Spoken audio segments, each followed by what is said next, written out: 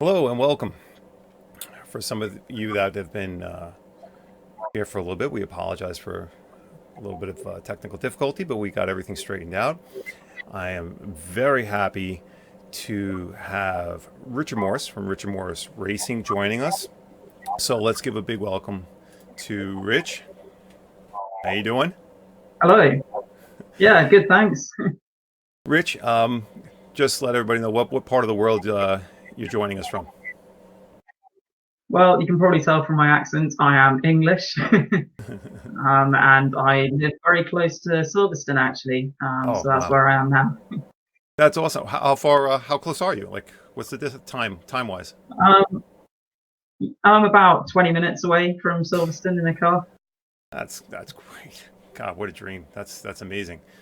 Um, let's do this. I just want to mention to all the viewers, we are being joined. We're here live on Periscope. Anyone on Periscope who has any questions or comments for Rich, feel free to throw it in the comments, and we'll do our best to get to everybody. But Rich, for all the viewers out there, if you could give us a little background about yourself, let everybody know who Rich Morris is.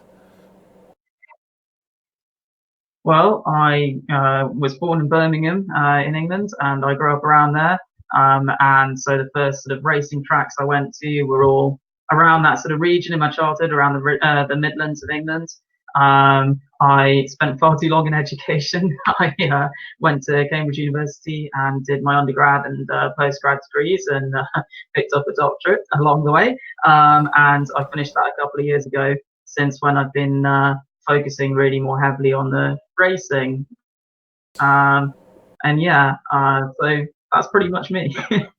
So I wasn't expecting all that, Rich. I'm thinking after what you just said and what you're doing with racing, why'd you just waste your time in school? You should have been racing all that time. Well, yeah, I mean, you could say that. No, it's great to have the sort of the other qualifications and the things to sort of fall back on in life, and and I think as well it's all the time I spent in school actually gave me lots of qualities that a lot of racing drivers miss out on. I learned to hopefully be quite articulate and able to write things Right. and have that broader sort of knowledge that really helps you even developing a racing career. That's great. Very well said. And of course, I was just having fun with you there. But that's obviously you bring a lot to the table, and it brings a lot to any profession outside of you know your schooling. So that's great. Really good to hear. Um, Tell us just a brief, because we're going to get into in depth with you. What who you're racing for right now? What's the name of Uh, the team, and what's the name of the series, and what's on the immediate calendar within the next day or two, or a few days, or within the week? What's going on? so I race for a team called Spire Sports Cars. They are a manufacturer of prototypes and kit cars, some for racing use and some for track day use. So the majority of cars they've sold are for people who love the idea of having a quick kit car and going on track days and things like that. And then I race one of their race going versions. So I race a sports prototype car called a Sports 1000, and that's the series I'm competing in, the British National Championship for Sport 1000 cars. And we're into race weeks, so that's Right. always exciting. Next weekend, I'm going to be competing at Silverstone, so that's always quite nice. You get to use the international garages that all the F1 Wow. drivers are in, and all that kind of stuff. Yeah, that's a Uh, thrill. Nice. yeah, so that kind of makes you feel important. And yeah, the test day's on Friday, so obviously the focus of my week is just making sure I'm completely ready for that and ready to deliver Friday, Saturday, Sunday. Very cool.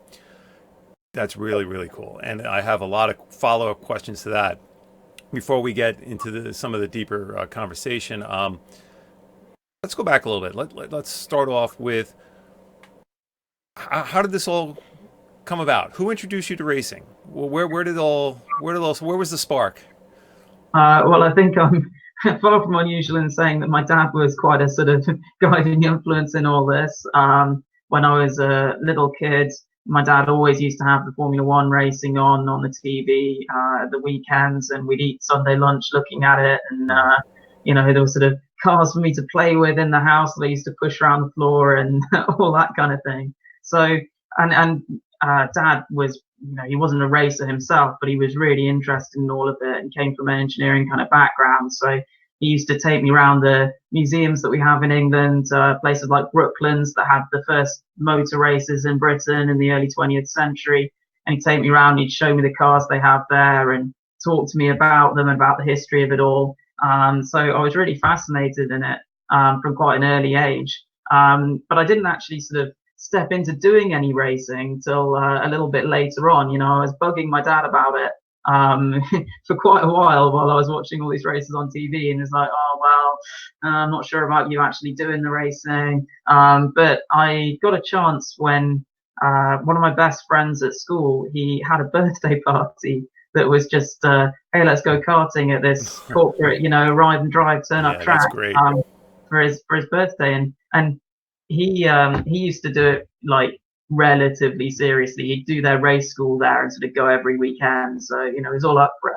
And the first time I ever tried driving was at this party, and it was a qualifying one lap shootout kind of thing. You had some practice beforehand, and then you got one go to do your fastest time. Um, and obviously, I took it far too seriously for a 12-year-old kid. But I ended up doing the fastest lap in the fastest lap shootout. And then I immediately shoved the car into the first barrier on the slowdown lap because the start finish line was really close to the first corner. And I figured out that if you go flat out over the start finish line, you're obviously going to go quicker. So Right. I just kind of I accepted I was going to take the pain of crashing immediately afterwards and flat out, which tells you something about how competitive I always was. Right. That's And that pretty was not funny. the case of karting, but it was a very positive one. And, I couldn't wait to go back and try it again. I started bugging my dad more and more. Like, we would go back to this track, I reckon I could actually be quite good at this. And why don't I just go and practice more? And so it all just kind of picked up from there. That's great. That's fun. That's a good story. So when you started, I guess, getting into this and looking to have fun and local races and so on, where was your first? What was the first track? What was the first kind of race? What was happening at that track? But be specific. I want to hear what was the name of this local track? Because there were a lot of, as you know, so many local tracks spread throughout countries that never get their names in the paper. Nothing. But tell me, where was your local track? Other than Uh, don't say Silverstone. no, it wasn't Silverstone. Okay. When I was growing up, my early club races were on a track called Shennington Kart Racing Club. It's in Oxfordshire. It's one of the oldest kart racing tracks in the UK. I think it's early 1960s, so just as people were starting to put bike engines on small chassis and think about karting, Right. that's when Shennington was set up on an old airfield. Right.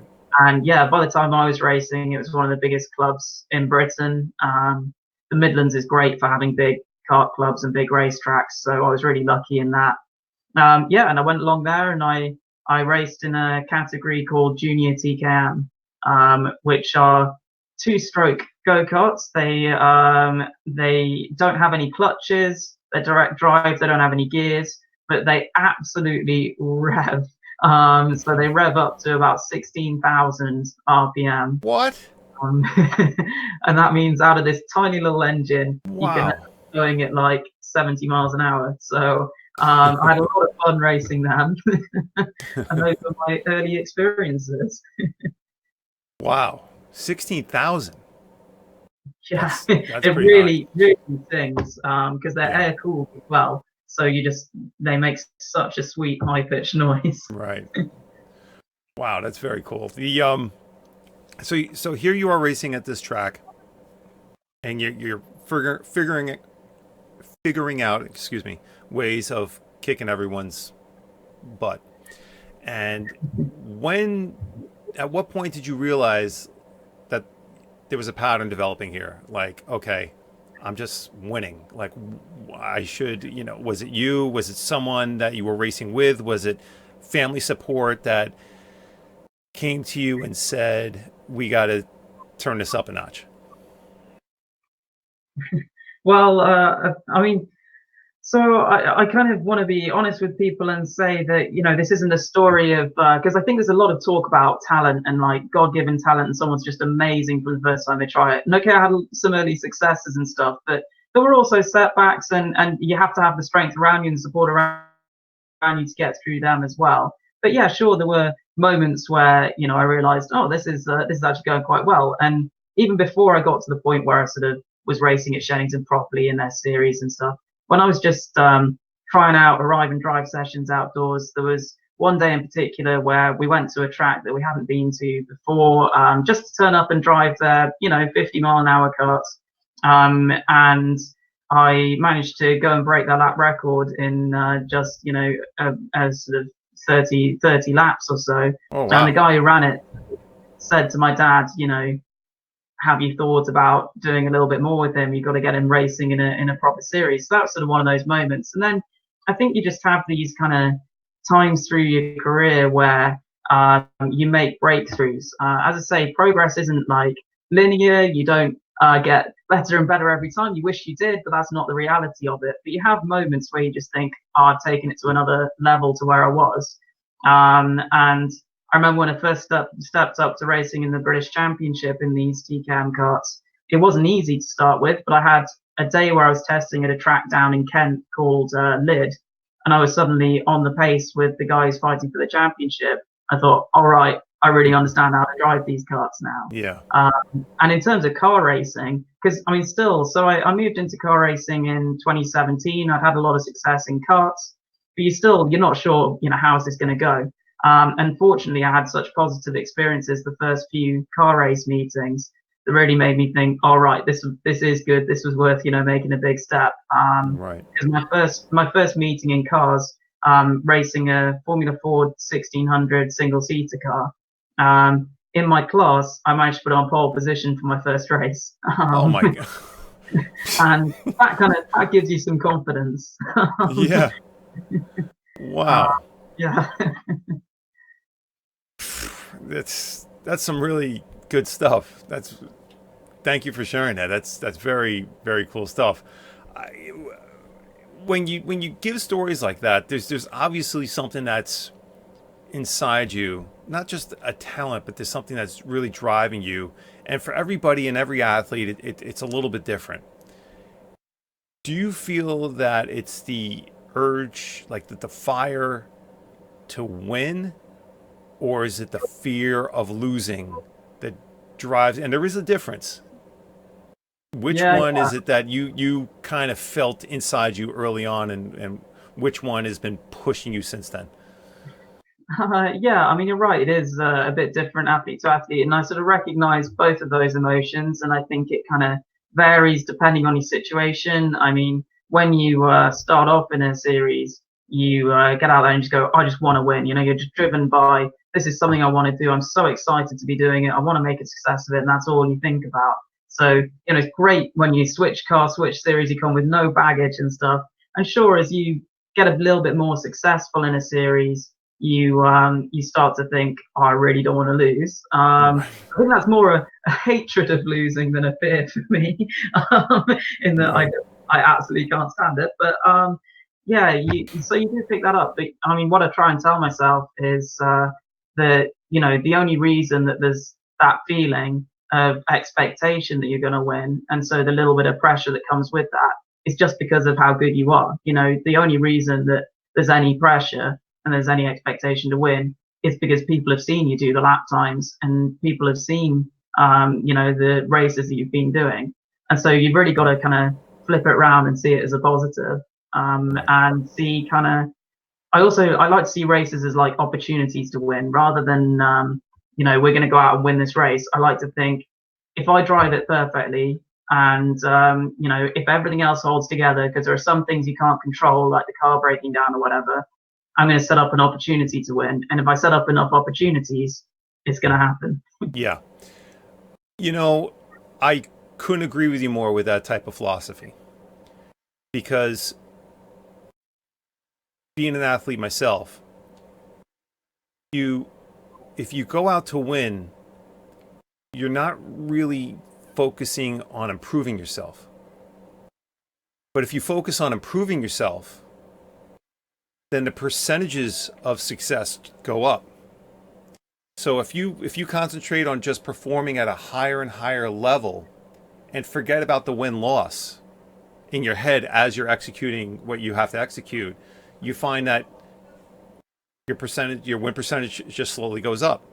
And so it's one of those things that if you focus on nothing but improving yourself over time, say you took a year time and you just forgot about the win loss, you forgot, no one even told you whether you won or lost what you just did. And at the end of a year, you'd see an upward trend.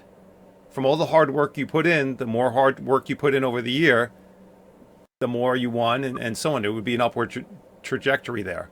So I think Yeah. that's pretty much, I think that's what you were kind of saying, but what you're saying kind of makes me think of that, and because that's the way I try to operate.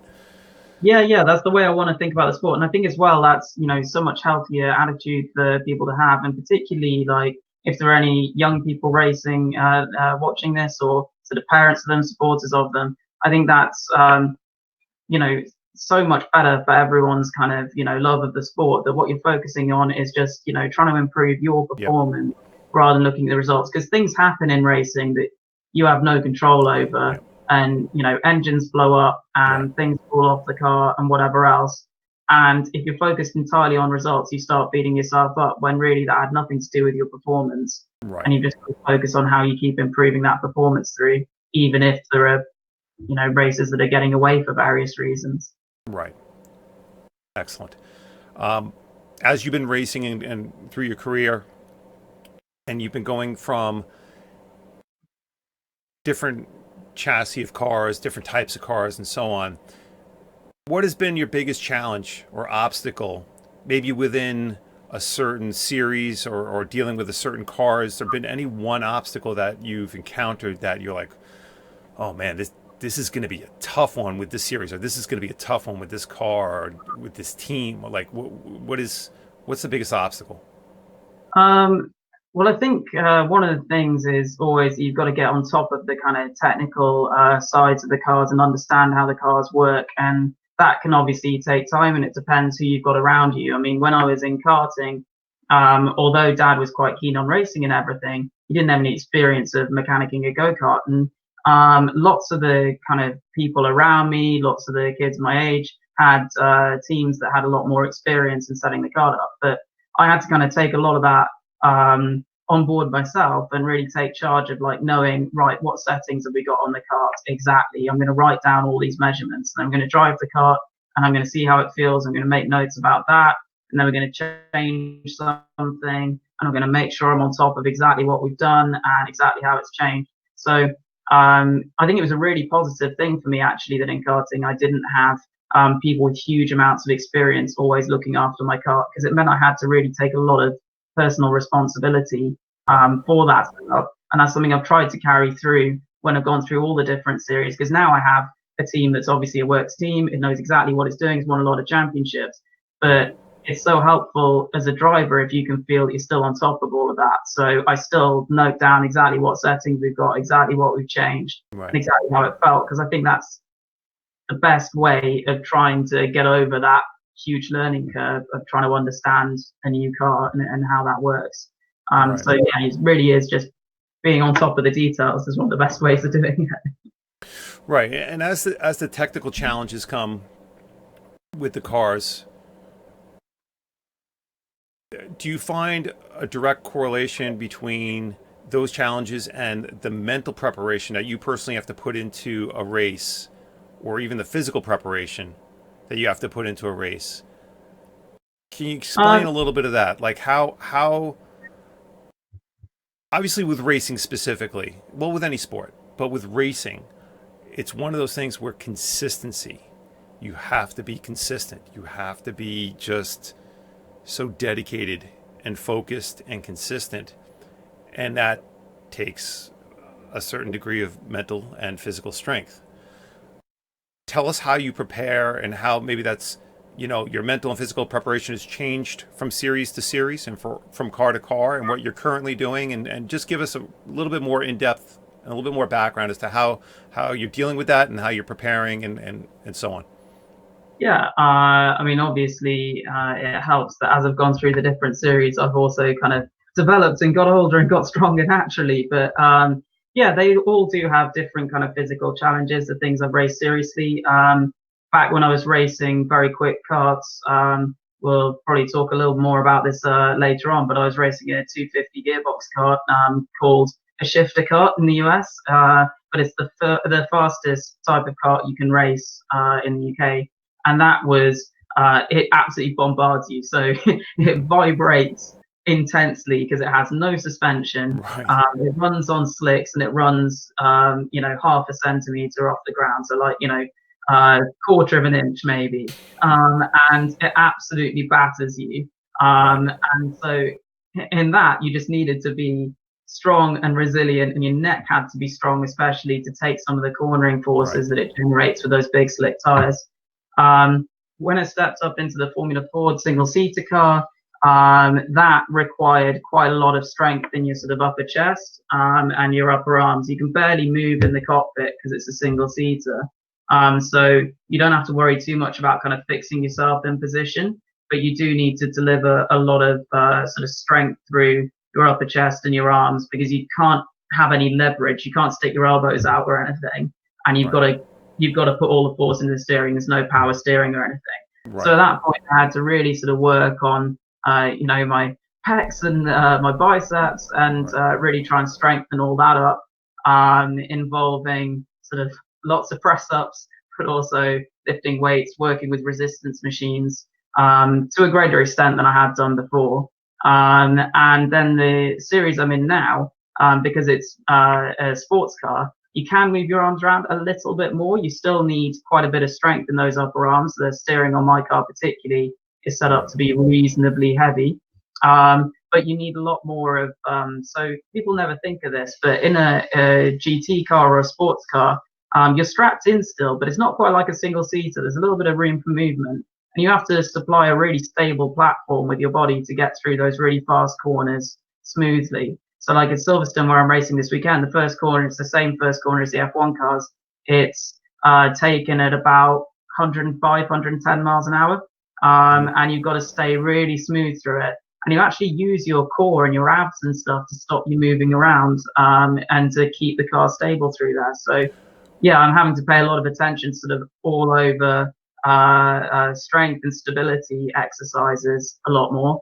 What I, And then, of course, you also need your cardio. So what lots I of like cardio. to do is, as we're discussing this, because this is great, I'm going to play some footage of some in-car footage of you racing, because I think we can see here uh, you on the track, and if you could, explain which car this is, and also maybe just tell us what it's like to be fighting this car around the track.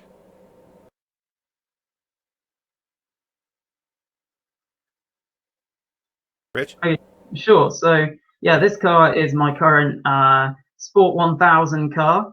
Right. Um, the start of this footage is at a track called Brands Hatch, which is relatively famous. Right. It's quite hilly, so there's lots of ups and downs on this track. It combines some high-speed sections getting up to about 130 miles an hour with some quite tight corners. So you've really got to be able to handle sort of both conditions there really. That's quite tricky on the car setup. You need the stability through the high speed as well as the ability to flick it round hairpins. And I absolutely love this track. It's a hustle to get it around there, definitely, but it's just so rewarding. And yeah, here you can see me battling away with some other cars, and you've got to be really forceful around this track because it's quite a short lap, and with a big field, you have to do lots and lots of overtaking, lapping, and in particular in this race. So I was fighting away on the podium positions, and we were quite quickly lapping the sort of midfield in the middle of the race. And in a close battle, you can't afford to lose any time. So you've just got to lunge them on the first possible opportunity, really, and be as assertive as you can be. But as you can see, this track's quite sort of narrow and stuff. So you've also, you've got to be committed, but you've got to be sensible about where you're putting it. Couple off camber turns there also, which look like they could drive you nuts. You're just ripping it up here.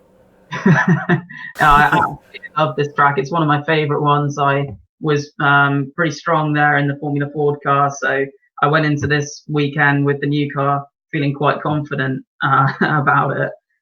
So that always helps. And I think that's, from the psychological thing as well. If you know the track and you know you're good there, that obviously gives you a big boost when you turn up there for the start of the weekend.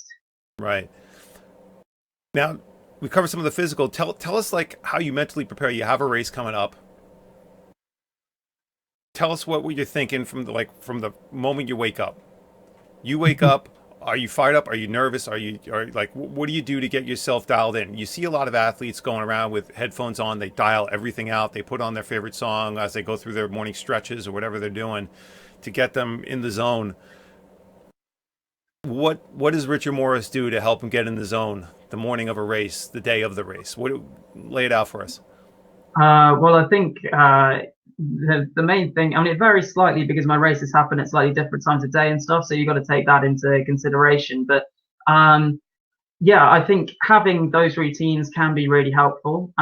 So I always try to make sure that to avoid kind of overthinking the race from when I wake up, I go through all the routines that I need to do. So I think about, have I prepared this? Have I got the right visor on my helmet? Basic things that just occupy your mind with the process rather than sort of what you're going to do. I always eat the same foods on a race day. So I tend to have protein bars and bananas and pasta and things like that. But Right. that also gives you, something that kind of grounds you and that you're familiar with. As soon as I get to the track in the morning, I like to go and talk with the mechanics and the team boss, not necessarily even about the racing, but just to get that dialogue going as soon as I arrive so that we're all kind of, focused. And if there's anything they need to tell me, they tell me then.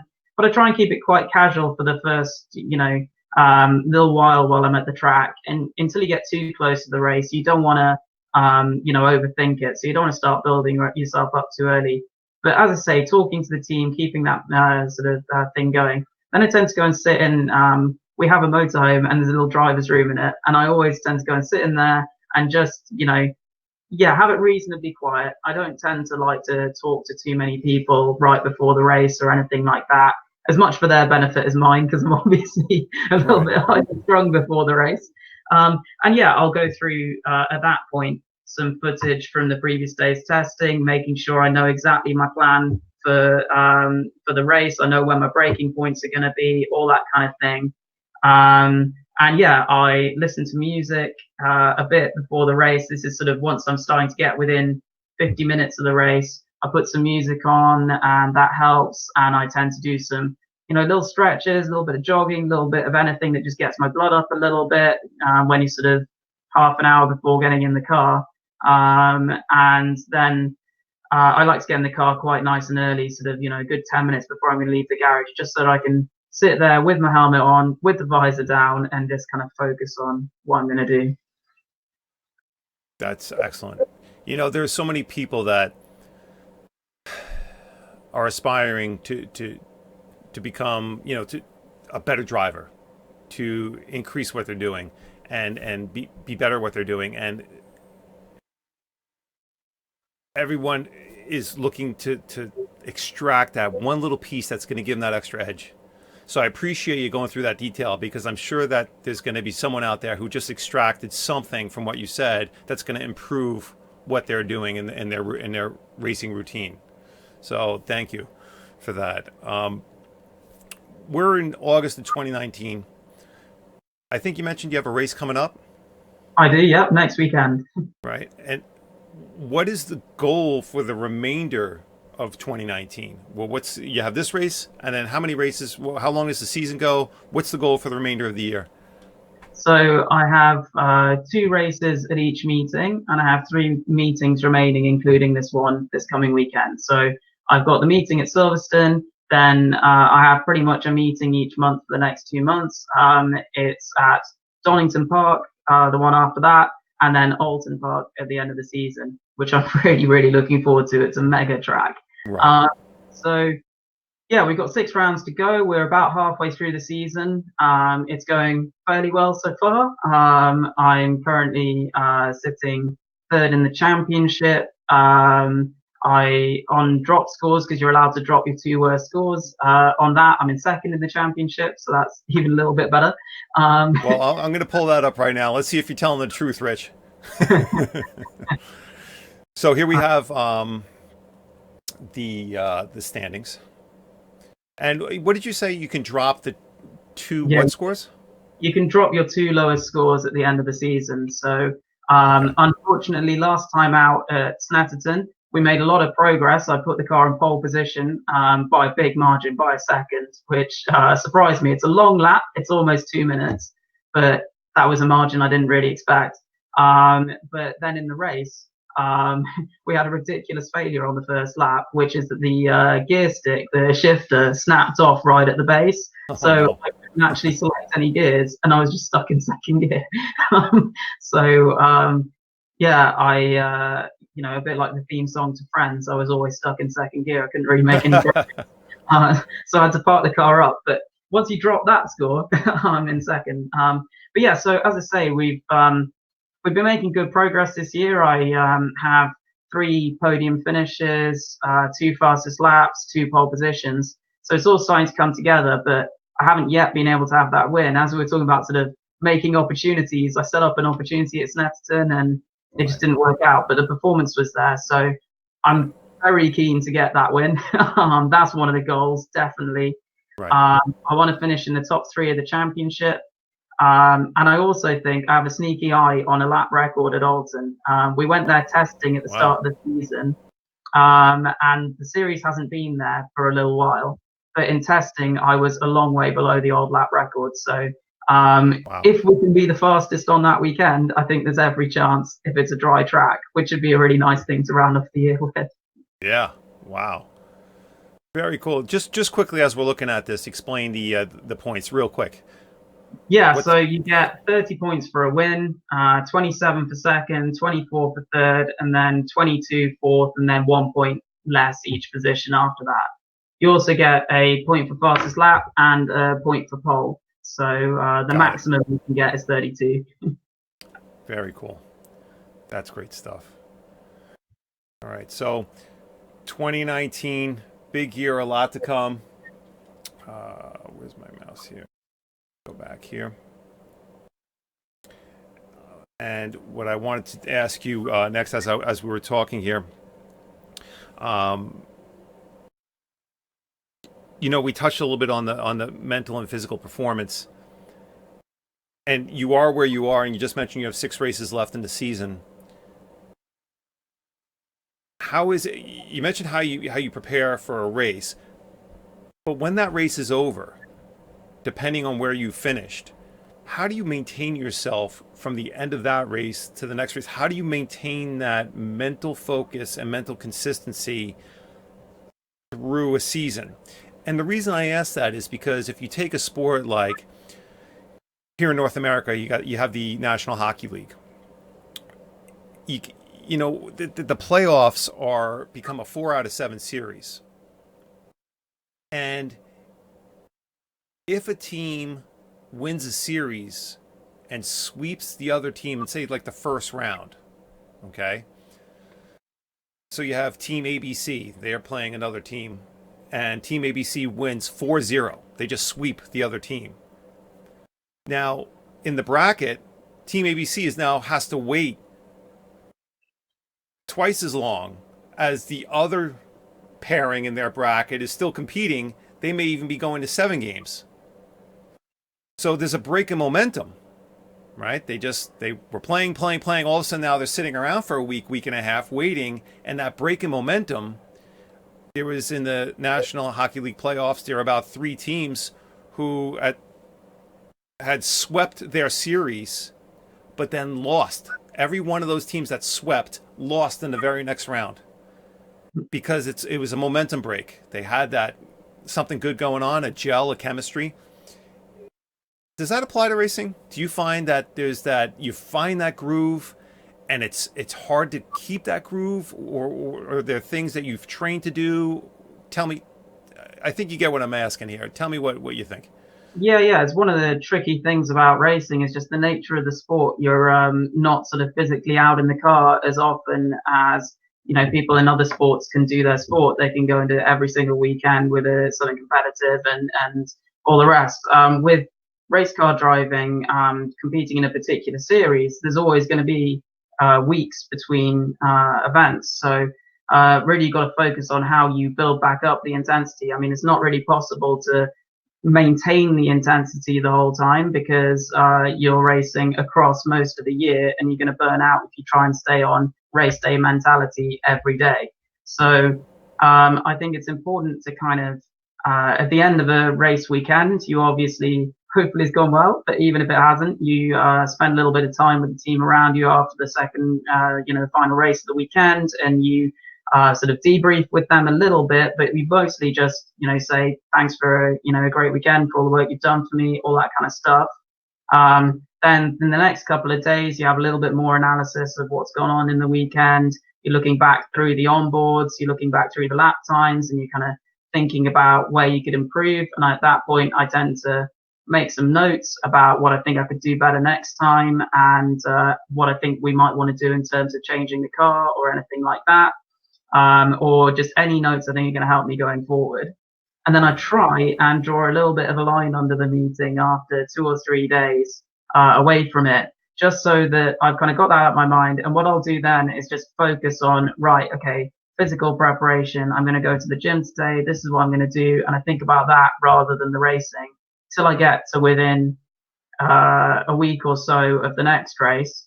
And then you start to watch through the onboards that you've done from testing at that track before. You look back through the notes you made at that track before, and you start to each day just have a little bit of a think about, all right, that's what I did at this track before. That's what I'm going to do this time. And so you start to ramp back up the intensity, but you can't try and hold it the entire way between two events. You've got to sort Right. of take your mind off it a little bit and then bring it back up. Right. I see that we have a comment from a Periscope viewer, coming from J Scott 1195, asking, "Do you get time to drive on tracks in between your races?" It varies. So obviously, before the start of the season is when we do most of our testing away from race weekends. That's because obviously, well, this year I've changed series, so I need to familiarize myself a lot with the car. And it's also so that you can check the reliability of the car after the winter. You can check any new parts that you've got on it, all those kind of things. And I did a lot of going to all the tracks that were in the series, or as many of them as I could before the start of the year, just to kind of get to know them a bit. But then once you're into the season, you've had your first round. As much as anything, you're also looking to preserve the car. So there are some things that you're not allowed to change on the car, some championship restrictions on it. So you're Right. actually almost trying to get maximum use of your time on track without taking any life out of the car. So we start round one with all fresh bits and stuff, Right. and then you don't want to do more testing than you have to through the season. So I did an in-season test, or two. I did two in-season tests before tracks that I hadn't been able to test out before the start of the season because it was worthwhile going there. But you Right. really do you don't want to overdo the on-track testing because you want to preserve the car as much as possible, particularly if it's going well. Right. Very good. Um, just glancing at our timer here, we do have to wind down. I definitely I have so many questions for you, and you've been great. So I want to get to some of the things that I know people want to know. Who is your biggest inspiration? Who did you look to as far as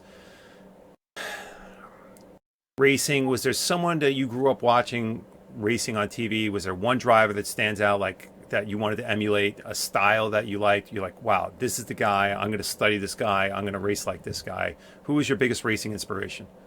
Well, I'll probably divide the audience, but I was a big Michael Schumacher fan. Obviously, it was the F1 that was always on in Yeah. my house.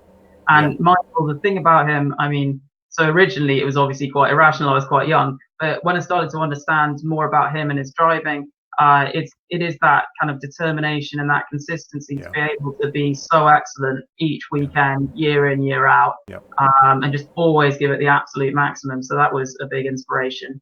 And I also kind of, tried to copy his driving style a bit. And all the analysis I'd heard about him was that he was quite smooth with the wheel, but quite aggressive with the pedals. And I think that's probably quite true of my driving as well. That you get the car to sort of react to what you're doing with the pedals, and you're very smooth with the wheel inputs. Right. Excellent. And through your racing career, who has been your biggest supporter? Like, who's been there for you? Just like, let's go, Rich. Firing you up, keeping you going, giving you all the support. Who's your biggest supporter? I think this is pretty common as well, but it has been my dad. Okay, he might have been a bit, in two minds when I started off karting, but since then he's been there every time, and still these days, when I get in the car, he'll offer his hand to me, and I'll, high five them before I go out, and it's just a little ritual that settles you down and lets you know that Yeah, he's there. that's great. That's very cool.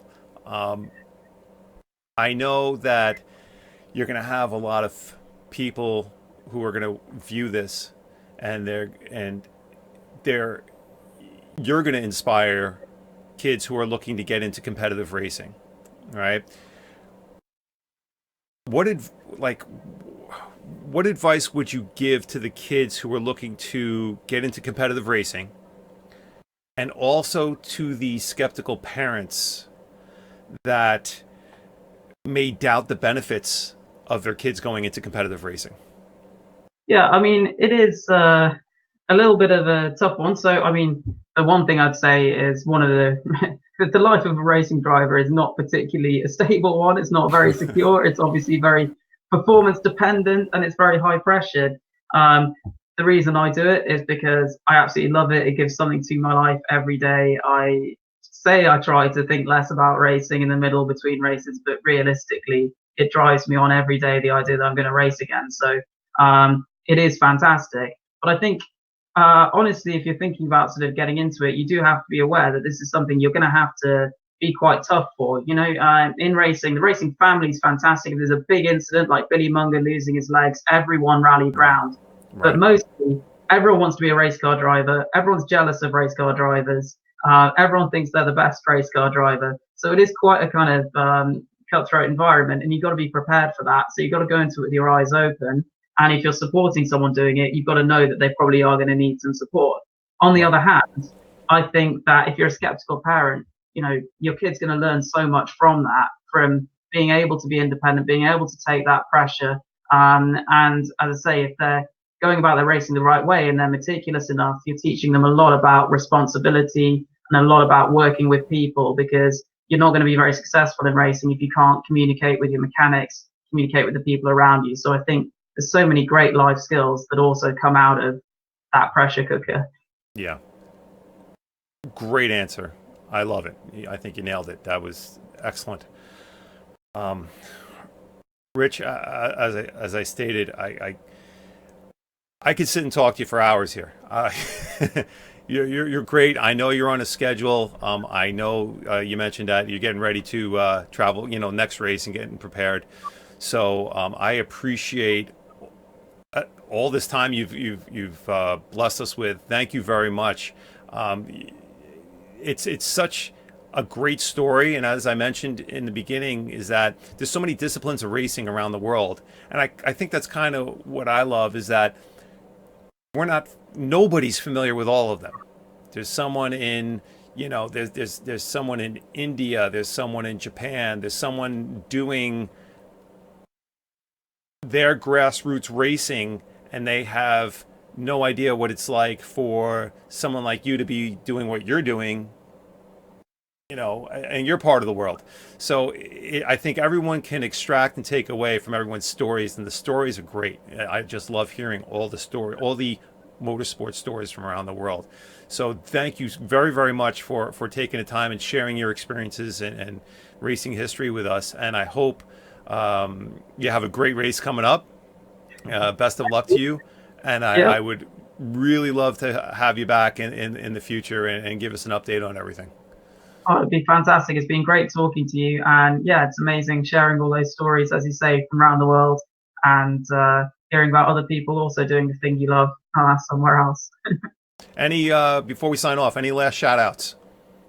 Yeah, well, obviously, in case you missed my team, Spire Sports Cars, fantastic manufacturer, check them out. I also represent something great called Racing Pride, which is helping to um, promote inclusivity in motorsport too. So, racingpride.com, get on that, and obviously visit my website, richardmorrisracing.com, and it'll have links to all my social medias and stuff. Please follow me because it's so helpful for convincing sponsors to help me do the thing I love doing. Awesome, awesome. I that's perfect. I once again thank you so much for taking the time. I wish you the best, and we'll see you again real soon. Thank you. It's been great being on. All right, thank you everyone, and we'll see you again soon. As I've mentioned, we have more interviews on the schedule, so stay tuned in the coming weeks, months. A lot of good content coming your way. But thank you very much. Hope everyone enjoys the rest of the day. Take care.